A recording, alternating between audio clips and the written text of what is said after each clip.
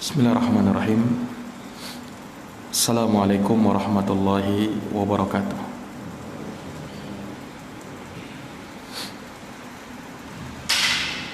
Innal hamdalillahi nahmaduhu wa nasta'inuhu wa nastaghfiruh wa na'udzu billahi min syururi anfusina wa min sayyiati a'malina. May yahdihillahu fala mudilla lahu wa may yudlilhu fala hadiya lahu. Asyhadu an la ilaha illallah wahdahu la syarika lah wa asyhadu anna Muhammadan abduhu wa rasuluh sallallahu alaihi wa ala alihi wa sahbihi wa man tabi'ahum bi ihsanin ila yaumiddin wa sallama tasliman katsira, amma ba'd.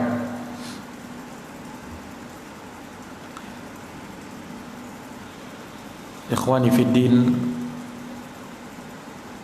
kaum muslimin jamaah salat subuh yang dirahmati oleh Allah. Alhamdulillah, pada subuh hari ini kembali kita dipertemukan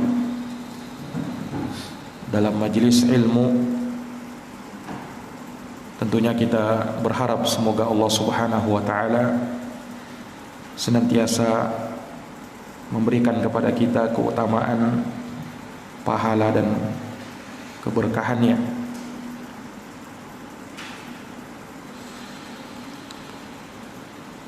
Terlebih di saat kita menunaikan ibadah kepada Allah Subhanahu wa taala di pagi hari, yang kemudian kita lanjutkan dengan menuntut ilmu, mempelajari agama Allah Subhanahu wa taala. Tentu ini adalah nurun ala nur, suatu keutamaan di atas keutamaan yang lain. Ikhwani fiddin, azani Allah wa iyyakum, para jamaah yang dirahmati oleh Allah. Insyaallah taala kembali kita akan melanjutkan kajian rutin dari pembahasan kitab Al-Jami' dari Bulughul Maram. Kita masih dalam bab al-bir was-silah, bab berbuat kebaikan dan menjalin hubungan. Terakhir hadis yang kita baca, hadis Jabir radhiyallahu anhu, kullu ma'rufin shadaqah, setiap perbuatan ma'ruf adalah sedekah, riwayat Al-Bukhari. Dan juga hadis setelahnya, hadis Abu Dar, di mana Rasulullah bersabda, la tahqiranna minal ma'rufi syai'an walau an talqa akhaka biwajhin talik. Janganlah kamu meremehkan suatu perbuatan ma'ruf, walaupun kecil, walaupun sedikit, dan sekalipun engkau berjumpa dengan saudaramu dengan wajah yang berseri-seri. Ini hadis diriwayatkan oleh Al-Imam Muslim. Telah kita jelaskan maknanya di pertemuan yang lalu. Maka kita masuk pada hadis yang berikutnya. Kata Al-Hafidh Ibnu Hajar rahimahullahu taala, wa anhu qala, dari Abu Dar radhiyallahu anhu, Jundub ibn Junadah, yang telah kita sebutkan biografinya secara singkat di pertemuan sebelumnya. Beliau berkata, qala Rasulullah sallallahu alaihi wasallam, Rasulullah sallallahu alaihi wasallam bersabda, idza tabakhta marakatan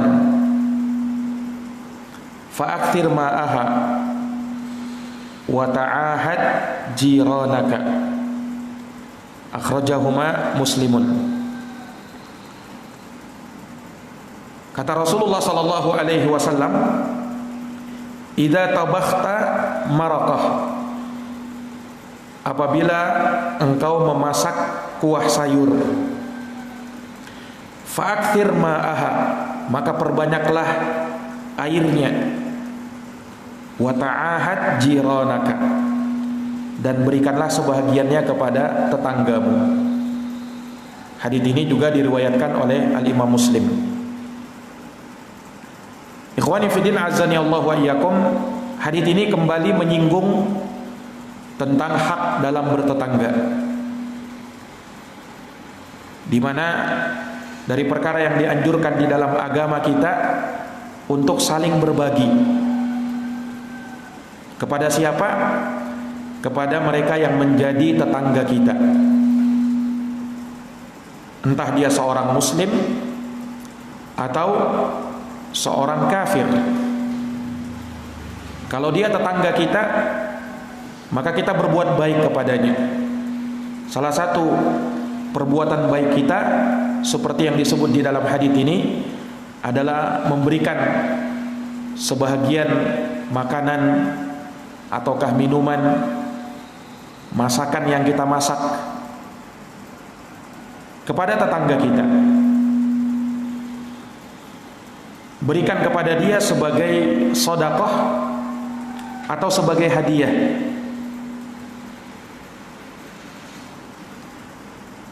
Rasulullah menyebutkan sallallahu alaihi wasallam dengan contoh di dalam hadis ini, walaupun tentu saja tidak sebatas yang disebutkan di dalam hadis.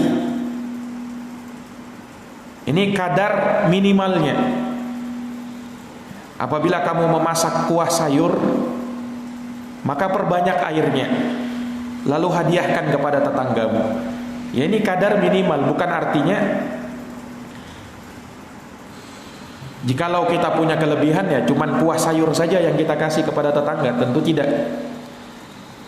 Rasulullah menyebutkan ini kadar minimalnya, ya minimal kamu kasih kuah sayur kepada tetanggamu. Nah, tapi kalau ada yang lebih daripada itu, ya tentunya lebih utama kita memberikan sesuatu yang lebih. Terlebih mungkin di zaman sekarang ini, kalau kita memberikan kepada tetangga kita cuman kuah saja, ya mungkin bukan suatu kebaikan yang mungkin kita berikan kepada dia, tapi malah menjadi sesuatu penghinaan menurut dia, atau sesuatu yang seperti itu. Kenapa? Ya karena tidak terbiasanya akan hal tersebut, atau dari sisi yang lain ya, karena di masa sekarang ini sudah tersebar banyak harta, makanan dan minuman, sehingga kalau sesuatu yang seperti itu ya seakan-akan aib kalau diberikan kepada tetangga. Masa cuman kuah sayur, masa cuman kuahnya saja, mana dagingnya, mana lauknya, mana sayurnya. Ya, mungkin akan muncul hal-hal yang seperti itu. Nah, dikarenakan apa tadi? Ya, dikarenakan tidak ada kebiasaan untuk saling berbagi. Tapi kalau kebiasaan itu dihidupkan, maka tentu saja pemberian dari tetangga, walaupun sedikit, walaupun sesuatu yang kita anggap kecil, remeh, tapi kita wajib untuk menerimanya dan kita berbahagia dengannya, dan dari sana kita memunculkan baik sangka kita kepada tetangga kita, bukan malah kita berburuk sangka. Ada sebagian orang terkadang ketika tetangganya memberi sesuatu kepada dia, terkadang muncul suudzon, jangan-jangan saya diberi ini yang sisa ini, jangan-jangan ini saya dikasih ini karena dia sudah tidak perlu lagi, yang busuk-busuk mungkin baru dikasih ke saya. Muncul suudzon. Nah, ini yang seperti ini tidak bagus tentu saja. Seorang ketika tetangganya memberi sesuatu, ya, maka dia dengan senang hati bergembira dengan hal tersebut, walaupun mungkin ternyata pada makanan tersebut ada sesuatu yang kurang layak atau apa, tapi biasakanlah untuk berhusnudzon kepada tetangga kita. Dia sudah mau kasih kepada kita, itu menunjukkan kepedulian dia kepada tetangganya. Dan memang harusnya seperti itu, ketimbang tidak ada yang kita berikan kepada dia. Nah, Maka sekali lagi hadis ini mengajarkan kepada kita untuk saling berbagi, saling memberikan hadiah. Karena tentu saja hal tersebut akan memunculkan rasa cinta dan kasih sayang, dan akan mempererat hubungan di antara tetangga-tetangga kita, saling berbagi. Karena tentu saja secara fitrah manusia, orang itu akan suka apabila diberi. Walaupun terkadang dia punya harta, walaupun terkadang dia bisa membeli, tapi ketika ada yang mengasih, tabiat manusia tentu akan merasa bahagia, senang dengan pemberian itu. Nah, dan di sini Nabi Shallallahu Alaihi Wasallam menyebutkan untuk berbagi dengan makanan atau masakan yang kita masak. Kata para ulama, terlebih lagi jikalau masakan tersebut banyak, dan terlebih lagi kalau masakan tersebut bisa dirasakan dan dicium aromanya oleh tetangga kita. Kita lagi masak daging misalnya, masak ayam, masak apa, ya, baunya sampai ke tetangga kita. Ya, tentu hal tersebut lebih kuat untuk kita berbagi dengannya, karena dia sudah menciumnya. Dia sudah mencium masakan tersebut. Nah, jadi sekali lagi, ini adalah anjuran dari Nabi kita Muhammad Sallallahu Alaihi Wasallam untuk saling berbagi. Dan disebutkannya perkara ini setelah hadis Rasulullah, jangan kau remehkan kebaikan itu, walaupun kecil. Ya, sama di dalam hadis ini Nabi mencontohkan sesuatu yang mungkin dianggap orang remeh, berbagi dengan kuah sayur, kuah masakan. Nah, menunjukkan apa? Kebaikan itu jangan kita remehkan, walaupun dengan pemberian yang kecil, dengan pemberian yang sedikit. Karena terkadang sesuatu yang sedikit itu bisa bermanfaat bagi orang yang kita beri. Misalnya tetangga kita, terkadang dia mungkin membutuhkannya, kita tidak tahu. Maka intinya kita tidak lantas meremehkan perbuatan ma'ruf, perbuatan kebaikan, dan jangan malu untuk berbagi itu. Iya, berbagi dengan tetangga-tetangga kita, berikan kepada dia sesuatu dari makanan, minuman, buah-buahan, ya, atau apa saja yang kita bisa beri yang bermanfaat kepada saudara kita tersebut atau tetangga kita tersebut. Nah, dan di dalam hadis Rasulullah memerintahkan wa ta'ahad, berikanlah dia sebahagiannya, hadiahkanlah hal tersebut kepada tetanggamu. Perintah di sini perintah yang maknanya sunnah, bukan wajib. Berdasarkan ijma' kesepakatan para ulama bahwa memberi hadiah hukumnya adalah sunnah dan bukan wajib. Nah, maka ini makna dari hadis yang mulia ini. Disebutkan oleh Imam An-Nawawi rahimahullahu ta'ala, kata beliau, fil hadithi al-wasiyatu bil jar. Di dalam hadis ini terdapat wasiat untuk memberikan yang terbaik kepada tetangga. Sebagaimana Rasulullah sering didatangi malaikat Jibril dan mewasiatkan kepada Rasulullah untuk berbuat baik kepada tetangga.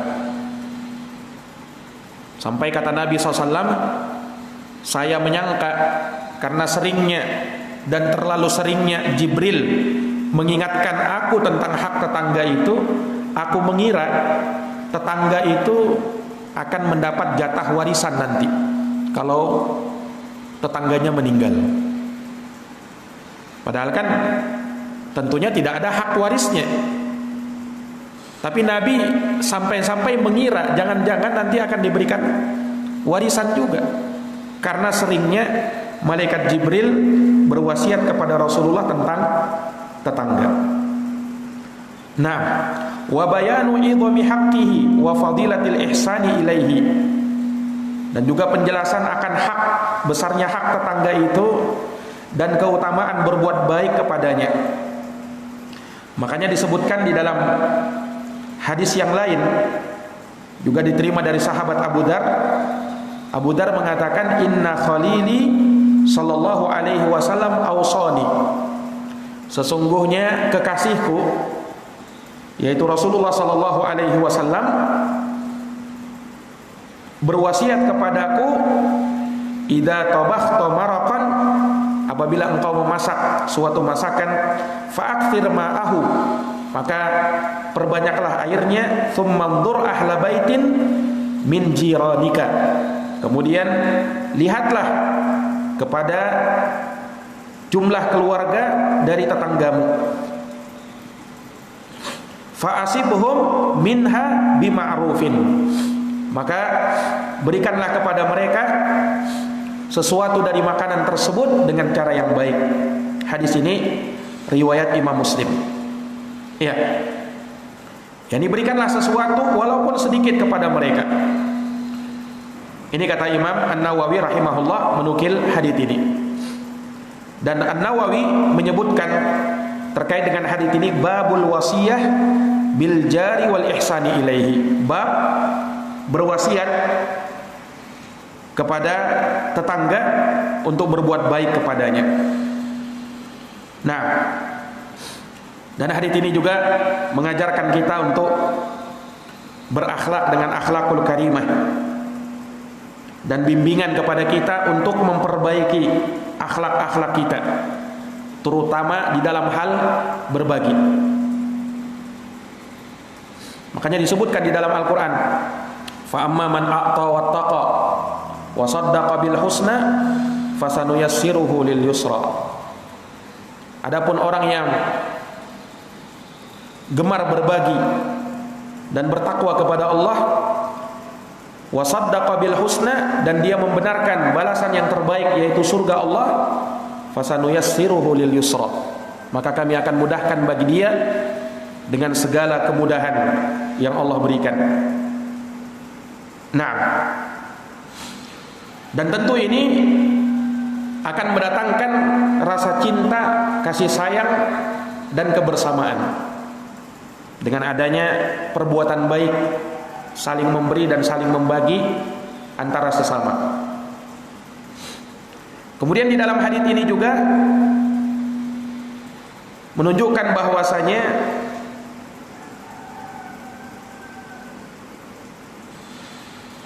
berbagi dengan tetangga itu dengan melihat mana yang lebih terdekat dari mereka dengan rumah kita. Al-aqrab fal-aqrab. Makanya disebutkan oleh Aisyah radhiyallahu anha tatkala beliau bertanya kepada Nabi, "Ya Rasulullah, innali jaraini." Kata Aisyah, "Ya Rasulullah, saya punya dua orang tetangga. Fa ila ayyihima ahda?" Kepada siapa dari salah satu dari keduanya yang paling berhak untuk aku berikan hadiah? Tentunya kalau misalnya dua-duanya bisa dibagi, ya dua-duanya dia berikan. Tapi kalau misalnya dia hanya bisa memberi satu orang tetangga saja, siapa yang lebih pantas dari tetangga yang dia bagi? Nah, kata Nabi SAW, ila aqrabihima minka, ila aqrabihima minka baban. Ini berikanlah kepada yang paling dekat pintu rumahnya dengan pintu rumahmu. Nah, dia yang lebih pantas. Nah, ya tentunya ketika kita memberikan kepada seorang tetangga saja, ya usahakan jangan sampai tetangga yang lain memperhatikannya juga.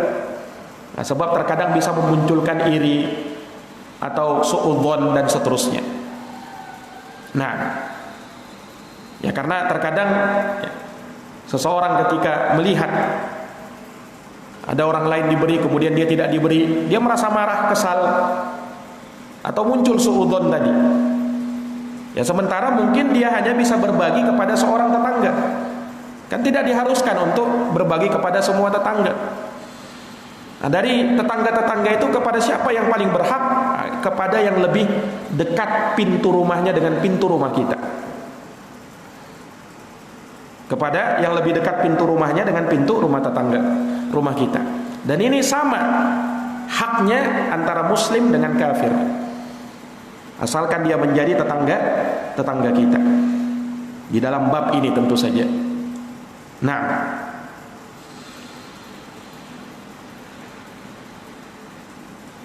kemudian bagi orang yang diberi, tetangga yang diberi sesuatu, masakan atau makanan walaupun kecil, jangan dia menganggapnya sebagai sesuatu penghinaan atau apa, tapi hendaknya dia menerimanya dengan kegembiraan dan tanamkan husnudzon ya kepada orang yang memberi tersebut. Jangan langsung ya, ini kok saya diberi cuman ini ya, ini yang saya diberi ini tidak berarti, jangan-jangan pemberian ini cuman pemberian apa. Ini suudzon yang seperti ini mesti dibuang. Nah, dan selayaknya kita yang diberi membalas dengan balasan minimal dengan mendoakannya, ucapkan jazakallahu khairan, syukran jazilan, dan kalimat-kalimat yang serupa dengan hal tersebut. Nah, kemudian di dalam hadis ini juga ya, seorang itu dianjurkan untuk memperhatikan keadaan tetangganya. Man kana yu'minu billahi wal yawmil akhir falyukrim jarahu. Siapa yang beriman kepada Allah dan hari akhir, muliakan tetangga. Dan Nabi menyebutkan bukan seorang mukmin yang seseorang itu kenyang di dalam rumahnya sementara tetangganya dalam keadaan kelaparan, kata Nabi. Bukan orang yang beriman seperti itu, kata Rasulullah sallallahu alaihi wasallam. Nah, ikhwani fiddin azani Allah wa iyyakum, maka ini hadis yang disampaikan oleh Nabi sallallahu alaihi wasallam kepada kita, yang dinukil oleh Al-Hafidz Ibnu Hajar terkait dengan berbagi kepada tetangga. Dan ini tentu saja dari akhlak yang mulia, yang mana seseorang ya, manakala memperhatikan hal-hal yang seperti ini, terkadang hal tersebut akan berbuah kebaikan bagi dirinya dan tentu saja bagi orang lain. Kemudian kita baca hadis berikutnya. Kata Al-Hafidz Ibnu Hajar rahimahullah, wa an Abi Hurairah radhiyallahu taala an. Dan dari sahabat Abu Hurairah, semoga Allah Subhanahu wa taala meridhoinya, qala, beliau berkata, qala Rasulullah sallallahu alaihi wasallam, Rasulullah sallallahu alaihi wasallam bersabda, man naffasa an mu'min, man naffasa an muslim kurbatan min qurabid dunya, naffasallahu anhu kurbatan min qurabi yaumil qiyamah. Dalam satu lafaz, wallahu alam, ini dalam satu lafaz mukmin, man naffasa an mukmin, barang siapa yang memberikan kelonggaran, memberikan kemudahan, kelapangan dari seorang mukmin, dia lepaskan satu kesulitan dari kesulitannya di dunia, naffasallahu anhu kurbatan min qurabi yaumil qiyamah, maka Allah akan lepaskan darinya satu kesulitan dari kesulitan-kesulitannya di hari kiamat nanti. Wa man yassara ala mu'sir, barang siapa yang memberikan kemudahan dari orang yang mengalami kesulitan, yassarallahu alaihi fid dunya wal akhirah, niscaya Allah akan memudahkan urusannya di dunia dan di akhirat. Wa man satara musliman, dan barang siapa yang menutup aib, celaan saudaranya muslim, satarahullahu fid dunya wal akhirah, niscaya Allah akan tutup aibnya di dunia dan di akhirat. Wallahu fi aunil abdi maka kanal abdu fi auni akhihi, dan Allah senantiasa menolong hamba apabila hamba tersebut senang menolong saudaranya. Akhrajahu Muslim, Hadits ini diriwayatkan oleh Al-Imam Muslim. Ikhwani fiddin azani Allah wa iyyakum. Hadits ini adalah hadits yang sangat agung. Kata Imam An-Nawawi mengomentari hadits ini, innahu jami'un li anwa'in minal ulumi wal qawaid wal adab. Sesungguhnya hadits ini mengumpulkan berbagai jenis ilmu, kaidah dan adab. Ditambahkan oleh Ibnu Allan, wal fadail wal qawaid wal fawaid wal ahkam. Di dalamnya terkumpul faedah-faedah yang sangat banyak, keutamaan-keutamaan dan hukum-hukum. Hadits ini. Nah, dan hadits ini menunjukkan kepada kita bahwasanya al-jaza min jinsil amal. Balasan itu sesuai dengan jenis amalan. Perhatikan, balasan bagi orang yang memberikan dan melepaskan satu kesulitan dari seorang mukmin di dunia. Balasannya apa? Balasan yang sama. Allah juga akan lepaskan satu kesulitannya dari kesulitan di dunia dan di akhirat. Sama, tapi nilainya tentu berbeda. Balasan dari Allah tentu lebih baik. Kenapa? Karena ketika dia melepaskan satu kesulitannya saudaranya di dunia, Allah lepaskan satu kesulitannya di akhirat. Di dunia dan di akhirat pada hari kiamat. Nah, tentu kesulitan yang kita dapati nanti di hari kiamat jauh lebih besar dari kesulitan di dunia. Nah, ketika Allah membalas dengan hal yang serupa akan tetapi nilainya lebih, karena ini kaitannya dengan hari kiamat. Dan perhatikan, siapa yang memudahkan orang yang kesulitan, Allah akan mudahkan urusannya di dunia dan di akhirat. Al-jaza min jinsil amal. Balasan sesuai dengan jenis amalan. Yang menutup aib saudaranya, Allah akan tutup aibnya. Yang menolong saudaranya, Allah akan tolong dia. Ini kaidah al-jaza min jinsil amal. Balasan sesuai dengan jenis amalan. Makanya sangat banyak ya ayat-ayat yang semakna dengan ini. Allah Subhanahu wa taala memberikan balasan kepada seorang hamba sesuai dengan perbuatannya. Lilladina ahsanul husna wa ziyadah.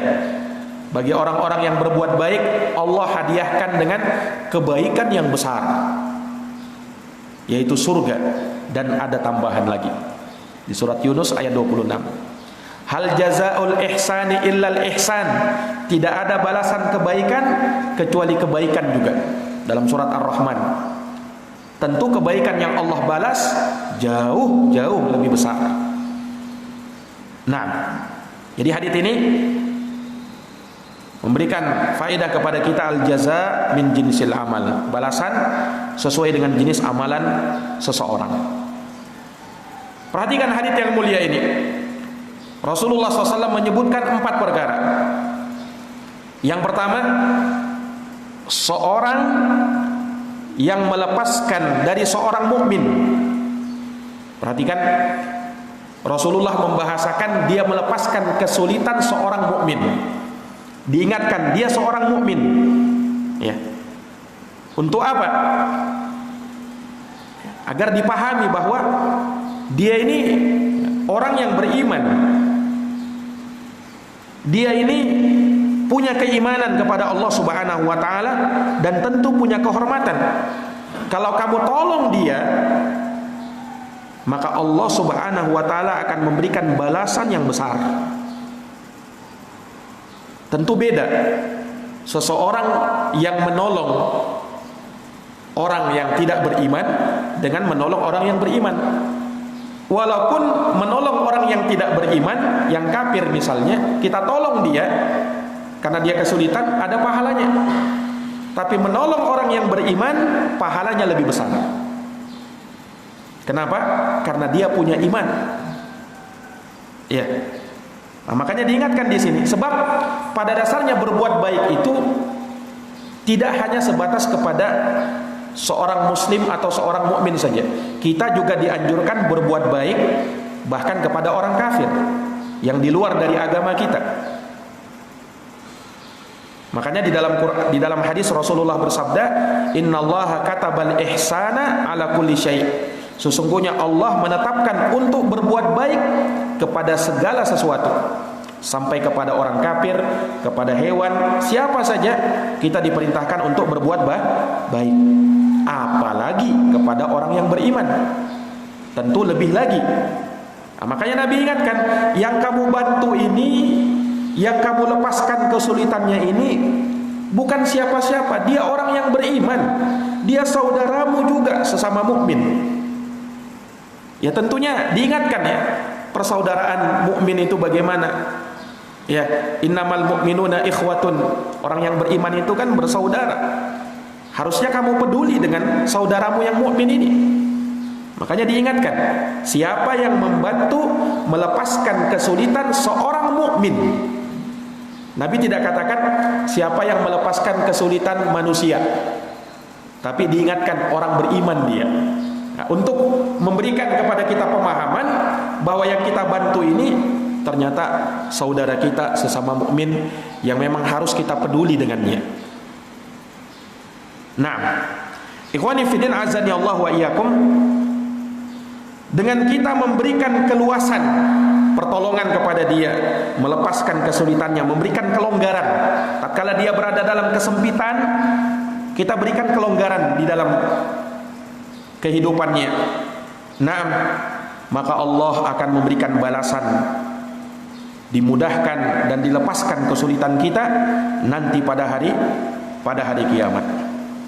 Nah, ikhwani fiddin azani Allah wa iyyakum, maka ini menunjukkan keutamaan orang-orang yang melepaskan kesulitan seorang mukmin, ya, dan dengan hal tersebut dia akan mendapatkan pahala yang besar di sisi Allah. Bagaimana caranya kita melepaskan kesulitan saudara kita sesama mukmin?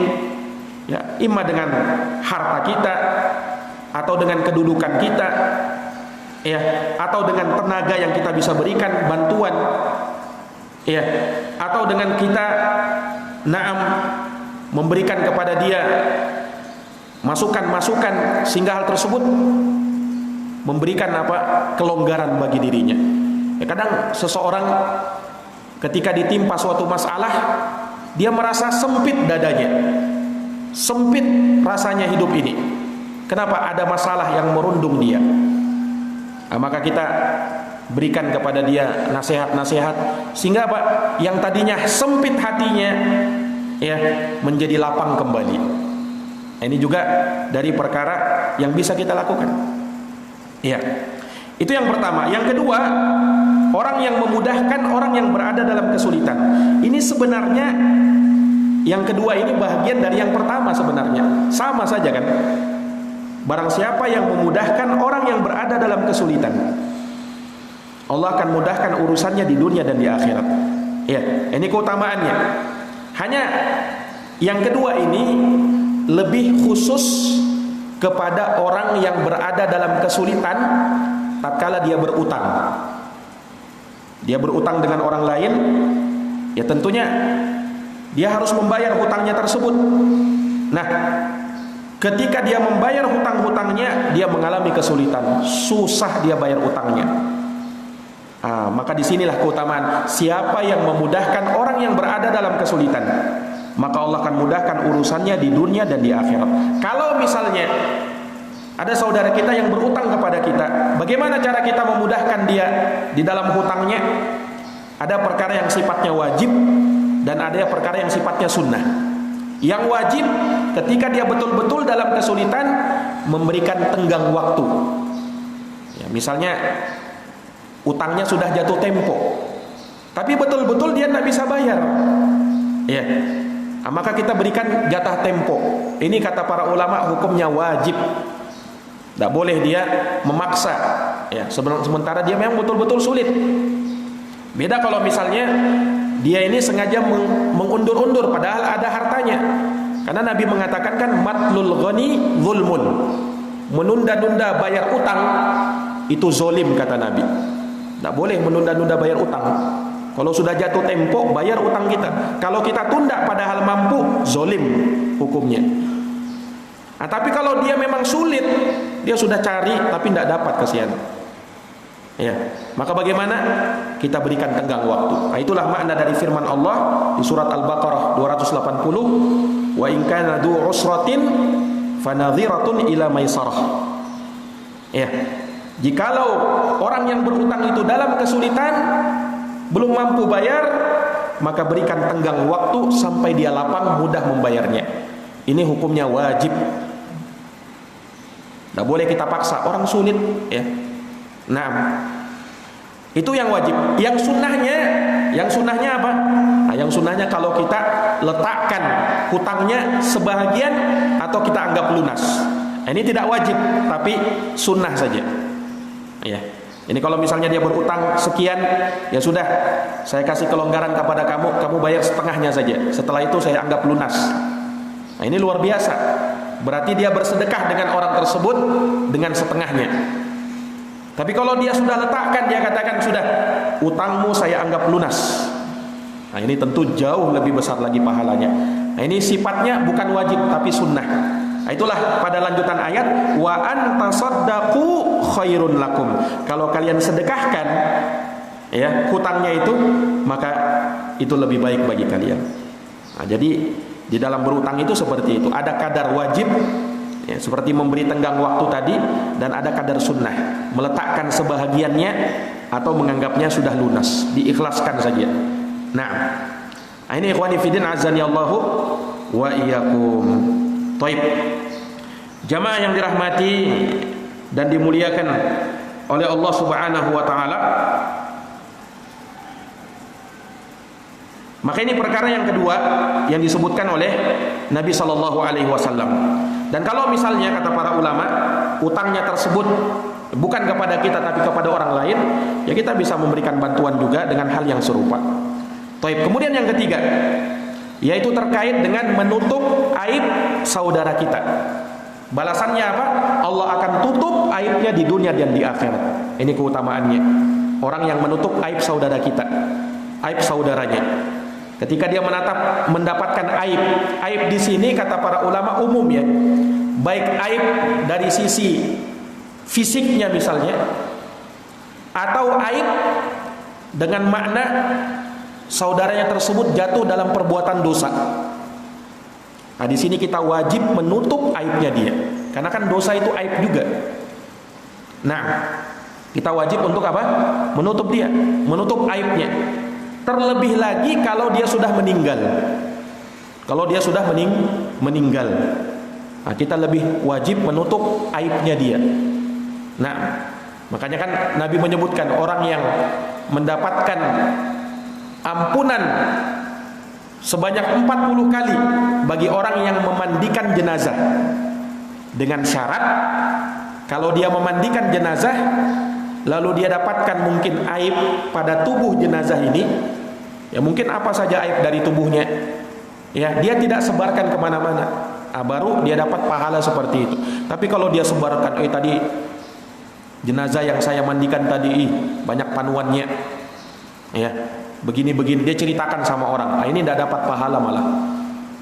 Kita wajib menutup aib saudara kita. Jelas ini? Nah, ini ikhwani fiddin azani Allah wa iyyakum. Jadi tidak malah menyebarkan aib tersebut, menyiarkan aib tersebut. Kenapa? Karena itu dosa hukumnya. Tidak boleh kita menyebarkan aib saudara kita, baik terkait dengan fisiknya ya, ataupun terkait dengan akhlaknya dia. Kalau dia punya sesuatu yang buruk, dosa ya, maka jangan kita sebar-sebarkan ke orang lain. Si fulan itu begini-begini orangnya, si Alan itu ya begini-begini, dia pernah melakukan dosa, dia pernah berkhalwat dengan seorang wanita atau seterusnya. Ini tidak boleh seperti ini ya, tidak boleh. Apalagi pada orang-orang yang masih kita harapkan kebaikannya, apalagi kepada orang-orang yang memang dikenal orang baik pada dasarnya. Kemudian kita lihat, dia melakukan dosa, tidak boleh kita sebarkan ya. Sebab apa? Boleh jadi apa yang kita pandang itu mungkin keliru, salah, atau mungkin bisa jadi dia punya uzur. Nah, kita tidak tahu. Makanya kan hendaknya kita memberikan uzur kepada saudara kita itu ya dengan uzur yang banyak. Kalau kamu cari uzurnya tidak dapat, maka katakan pada dirimu, barangkali ada uzur, ada alasan dia yang saya tidak tahu. Nah, ini ikhwani fillah azani Allahu wa iyyakum. Kecuali kata para ulama, kecuali ya terhadap orang-orang yang menyebarkan keburukannya, menyebarkan dan menyiarkan kebid'ahannya, pemikirannya yang menyimpang. Nah, untuk yang seperti ini kata para ulama boleh untuk kita siarkan aibnya.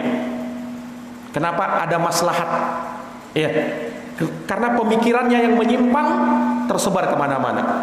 Nah, makanya disitulah ada ulama memberikan bantahan-bantahan rudud ya kepada orang-orang yang menyimpang. Kadang disebutkan aibnya, tapi bukan aib fisiknya ya, tapi mungkin kesalahan-kesalahan dan kebobrokan dia. Bukan disebutkan mentahdir orang, oh si fulan itu kepalanya botak, orangnya itu ini, mentahdir itu ilmiah seperti itu. Tapi menyebutkan kesalahan-kesalahan yang memang tersebar darinya. Ini boleh yang seperti ini demi menjaga kemaslahatan agama, dan itu bagian dari amar ma'ruf nahi mungkar. Kalau memang dibutuhkan akan hal tersebut. Nah, sebab terkadang juga ada orang yang kalau disembunyikan aibnya tambah menjadi-jadi. Ya. Kenapa? Ini orang tidak tahu malu sudah. Nah, melakukan kejahatan itu tidak sembunyi-sembunyi lagi, terang-terangan. Ya. Nah, kepada orang yang seperti ini kata ulama tidak dianjurkan untuk disembunyikan aibnya, justru dilaporkan saja. Nah, supaya apa? Dia taubat, supaya dia tidak menyebarkan kejelekannya kepada orang lain. Ini jamaah sekalian yang dirahmati oleh Allah. Yang terakhir, yang keempat, yaitu ya menolong saudara muslim. Wallahu fi aunil abdi, maka al-abdu fi auni akhi. Allah akan senantiasa menolong seorang hamba selama hamba itu suka menolong saudaranya. Makanya dalam Quran, wa ta'awanu 'alal birri wat taqwa. Tolong menolonglah dalam kebaikan dan takwa. Wa la ta'awanu 'alal itsmi wal udwan. Jangan tolong menolong dalam dosa dan maksiat. Tolong saudara kita, apalagi yang sedang membutuhkan, apalagi yang sedang berada dalam kesulitan, tolong dia, berikan bantuan kepada dia. Apa saja yang kita bisa berikan bantuan, karena terkadang hal tersebut ya akan memberikan manfaat yang besar kepada dirinya.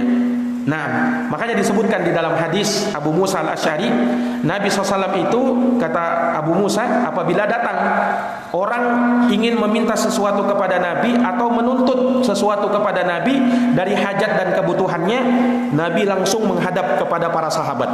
Lalu Nabi katakan, isfa'u tu'jaru, berikan bantuan kepada orang ini, kalian akan dapat pahala, kata Nabi. Ya, kalian akan dapat pahala, kata Nabi sallallahu alaihi wasallam. Ini ikhwani fiddin. Dalam hadis Ibnu Umar riwayat Bukhari Muslim ada yang mirip dengan hadis ini. Nabi bersabda, al muslim akhul muslim. Seorang muslim itu saudara bagi muslim lainnya. La yadlimuhu wa la yaslimuhu wa la yuslimuhu, tidak menzoliminya dan tidak menyerahkan dia kepada musuh. Wa man kana fi hajati akhihi kana Allahu fi hajatihi. Barang siapa yang berada dalam hajat, menolong kebutuhan saudaranya, maka Allah akan menolong kebutuhan dia. Wa man farraja an muslim kurbatan farrajallahu anhu kurbatan min qurabatil qiyamah. Barang siapa yang memberikan kelonggaran dari seorang muslim satu kesulitan dari kesulitannya di dunia, Allah akan berikan kelonggaran untuknya dari kesulitan yang dihadapi di hari kiamat. Ikhwani fiddin, a'azani Allah wa iyyakum.